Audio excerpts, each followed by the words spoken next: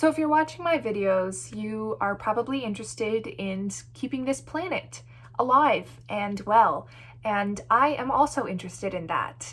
However, some of these things might seem a little far out of reach for you because you've never fully tried to go zero waste, which is a big step and a difficult step. So today I'm going to talk about how to start going zero waste.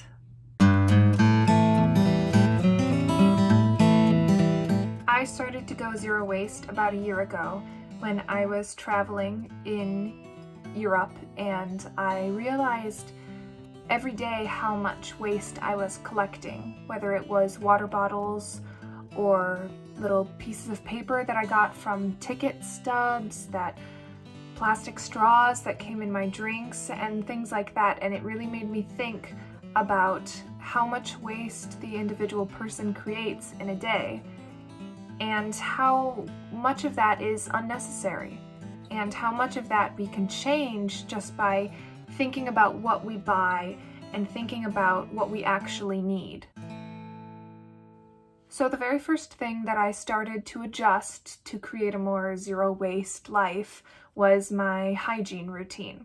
And I started with my skincare and hair care and dental care and everything like that, because it was a scheduled system in my life that I could establish in a zero waste way, so that even if I ended up buying food that came in packaging, I wouldn't feel so bad about where I was starting, because I would end each day with my zero waste skincare.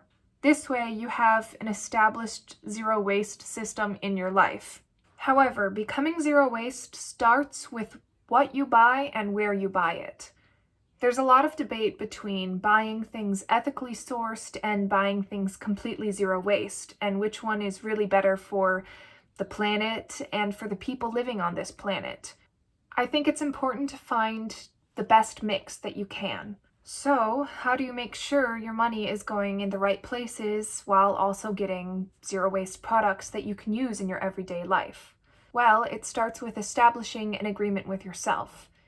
You have to make the agreement with yourself that you will stop buying from commercial companies and from large companies that are just capitalizing for a profit, and start buying locally and start buying from Black-owned businesses, from businesses of people of color, from businesses where you know that the source of your material is good and it's made in a more ethical way than those bigger companies that are just looking for more money.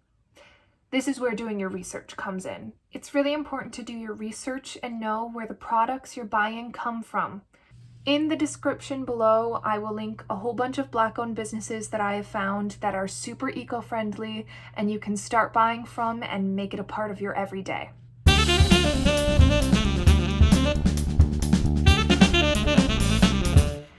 Now, with all of that being said, don't go out and buy a whole bunch of new stuff when you already have products that you can still use up. I think this happens a lot with people who are starting to go zero waste, that they think they need to buy a whole new zero waste kit or whatever, but the truth is you probably already have the majority of things you need to live a zero waste life. Zero waste meaning zero plastic, zero things that you are throwing away. So if you start by throwing away a whole bunch of your old products, it's kind of contradicting yourself. So first use up the products that you have, because otherwise you're just throwing it away and you're throwing away that money that you spent on those products.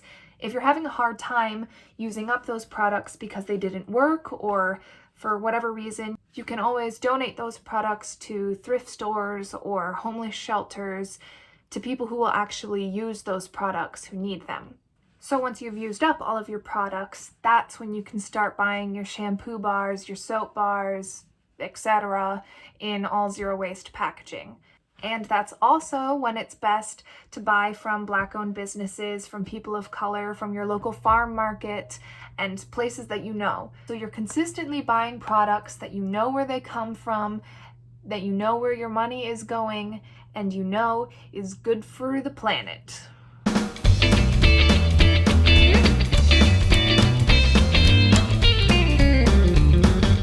Now, there are a few staple zero waste products that you might need to buy. The first one is a reusable water bottle, which everyone should have at this point because it is 2020, and if you're still drinking from disposable plastic water bottles, you're late to the game. And the second one is bags, like bags to collect your produce in, bags for your grains when the bulk sections reopen again, grocery bags, essentially, that are reusable so that you're not using the cardboard. So that you're not using the plastic bags and the paper bags at checkout. If you want extra tips on how to shop more zero waste, you can check out my grocery store video, and that has a lot of tips on how to shop in our current corona climate. Truthfully, I think the hardest part about going zero waste is food, because food comes in packaging, and that's just the society that we've come to today, that it is really hard to find food that isn't in a plastic bag, that doesn't come in a plastic container. And so when you do find those places that are usually your local farm markets, that's where you buy from. And I'll admit, I'm not perfect. I've definitely eaten some foods that have come out of plastic containers or, gotten fast food every once in a while. But what's important is that you consistently try and that you are consistently holding yourself to that agreement that you made, that you will continue to strive to be more zero waste and more eco-friendly in your everyday life. If you make that agreement with yourself and you think every day about what you buy and what packaging it will come in and where your money will be going, you can start to find a trend in products that you no longer need, and you can start to find products that are sourced more ethically and come in less packaging and are better for the environment. So when you're purchasing things, this means you're looking for things that come in no packaging, or if they do come in packaging, it's recyclable or you can reuse it somehow.